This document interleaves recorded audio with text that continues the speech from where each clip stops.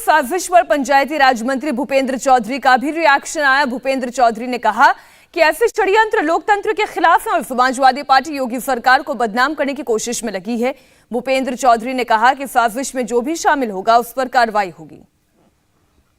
जिस दिन शपथ ग्रहण मुख्यमंत्री योगी आदित्यनाथ का लखनऊ में हो रहा था, गोरखपुर के चौरी चौरा में एक बड़ी साजिश रची जा रही थी। समाजवादी पार्टी के 3 नेताओं को इस मामले में 25,000 का इनामी घोषित किया गया है, जो सैनिक की मौत के मामले में उपद्रव कर रहे थे और इसी वजह से गोरखपुर पुलिस अब उनकी तलाश कर रही है।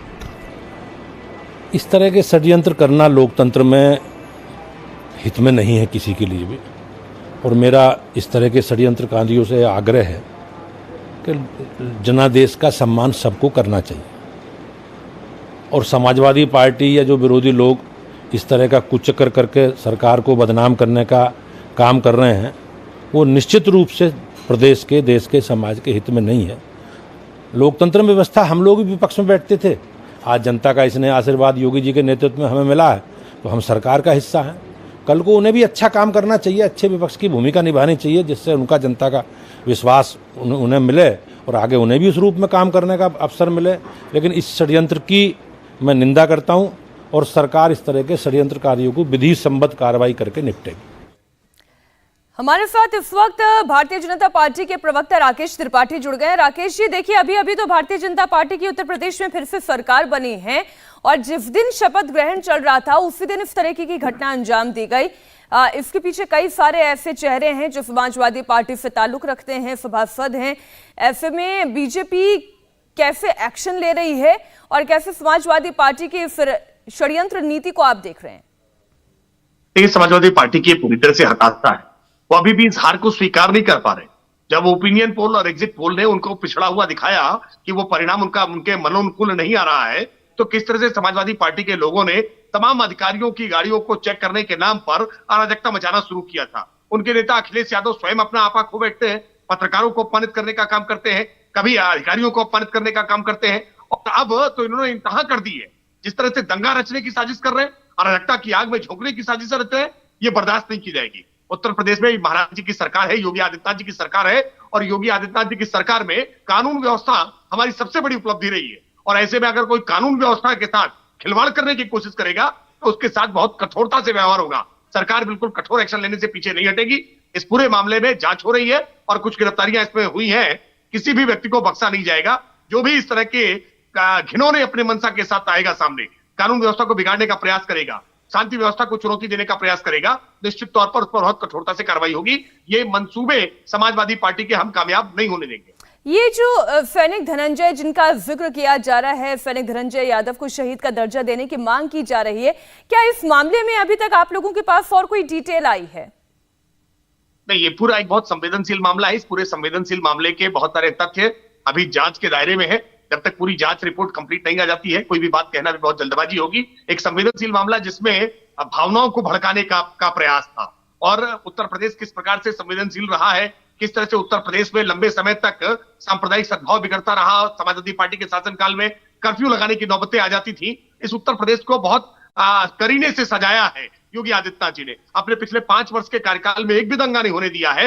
ऐसे में जो हमने उत्तर प्रदेश को नंबर 1 उत्तर प्रदेश बनाने की गति पे आगे बढ़े हैं, अगर कोई इस तरह की साजिश रचेगा तो हम उसको कामयाब नहीं होने देंगे। इस पूरे मामले को बहुत संवेदनशीलता के साथ, गंभीरता के साथ उत्तर प्रदेश की सरकार को देख रही है, और जो भी इसके पीछे कल्पित है, अपराधी है, षड्यंत्रकारी है, उन सबको बेनकाब करके जेल की सलाख के पीछे भेजने का काम करेंगे। शुक्रिया राकेश त्रिपाठी जी, इंडिया टीवी को समय देने के लिए। संवाददाता विशाल प्रताप सिंह भी हमारे साथ जुड़ गए हैं, हम उनसे भी इस खबर पर और डिटेल लेंगे। आपको जानकारी दे दें, इस मामले में कई सारे नामजद और कई सारे अज्ञात लोगों के खिलाफ मामला दर्ज किया गया है। उनमें से जो कुछ नाम सामने आए हैं वो समाजवादी पार्टी के ना सिर्फ नेता हैं, सभासद हैं, ताल्लुक रखते हैं। और ऐसे में जो पूरी वीडियोग्राफी वहां पर की गई, ड्रोन से जो वीडियोग्राफी की गई, उसमें उन चेहरों का खुलासा हुआ, जिसके बाद कुछ गिरफ्तारियां भी हुई है। विशाल हमारे साथ जुड़ गए हैं, हम आपके पास आए उससे पहले एक और बड़ी खबर इसी मामले से जुड़ी हुई। गोरखपुर साजिश में 5 और लोगों को गिरफ्तार किया गया है, यानी अब तक इस मामले में कुल 14 लोगों की गिरफ्तारी हो चुकी है। पहले 9 लोगों को गिरफ्तार किया गया था और अब 5 और लोगों को गिरफ्तार किया गया है। विशाल, देखिए गिरफ्तारियां तो हुई हैं, लेकिन ये जो साजिश का एंगल है ये कैसे सामने आया? इस मामले में पुलिस की तफ्तीश में अभी तक क्या क्या खुलासे हुए?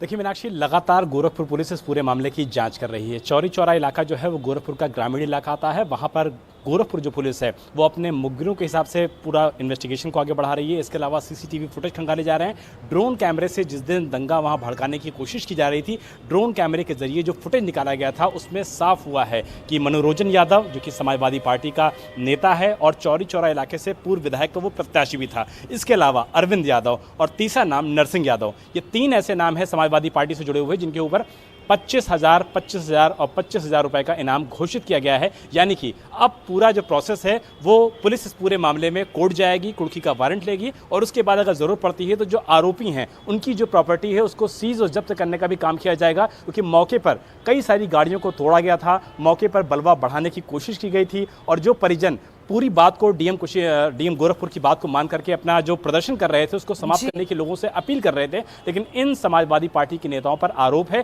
कि इन्होंने न सिर्फ लोगों की भावनाओं को भड़काया बल्कि लोगों को उत्तेजित किया कि वहां पर जिस तरीके से दंगा भड़क सके, जिस तरीके से माहौल खराब हो सके, और उसी चलते करीबन 10 गाड़ियों को भी तोड़ा गया था, कुछ प्रॉपर्टी को नुकसान पहुंचाया गया था। वो तमाम सबूत दिखाई दे रहे हैं, चेहरे रिकॉर्ड हुए हैं। ऐसे में समाजवादी पार्टी के सामने एक प्रश्न भी खड़ा होता है और देखते हैं उनकी ओर से क्या प्रतिक्रिया आती है। मैं लौटूंगी विशाल आपके पास। इंडिया टीवी हर वक्त हर जगह डाउनलोड करने के लिए सर्च करें India TV news Google play store या ऐप स्टोर पर।